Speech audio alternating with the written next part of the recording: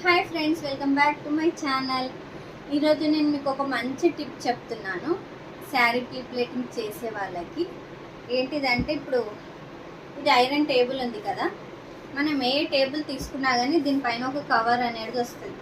ఇలా కవరింగ్ ఇది తీసుకొని వాష్ చేయడానికి వీలు ఉంటుంది కదా.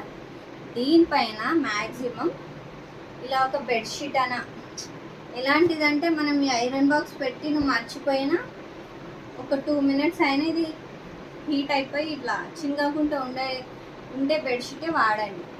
లేదనుకో, మీరు ఇది వాడలేరనుకో, ఇలా డైరెక్ట్ దీనిపైన పెట్టిరు. ఇప్పుడు శారీ ఐరన్ ఎలా చేస్తారు, చేసి ఇక్కడ పెట్టి ఏదో ఒక దాని క్లిప్ కోసమో దేనికోసమో ఇలా చూస్తాం కదా, క్లిప్ కోసమో పిన్నీస్ కోసమో తీసుకునేలోపు ఏమవుతుందంటే ఇలా డ్యామేజ్ అయిపోతుంది.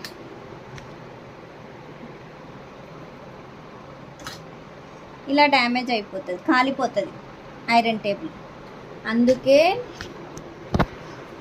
అందుకే చెప్తున్నా, నా లైఫ్లో నాకు ఎక్స్పీరియన్స్ అయింది.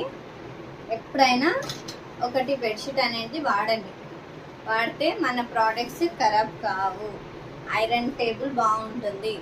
నేను కొద్దిగా ఇటు చూసేలోపు ఇటు పెట్టాను, కొంచెమే అయింది. కానీ ఇంకొకసారి ఎప్పుడు నేను చేసినట్టు మిస్టేక్ ఎవరు చేయకండి. మీకు యూజ్ అవుతుందని ఇలాంటి మంచి టిప్స్ తోటి ఇంకెన్నో మేము ముందుకు వస్తాను. లైక్ చేయండి, షేర్ చేయండి, ఫాలో చేయండి. Okay friends, thank you, bye.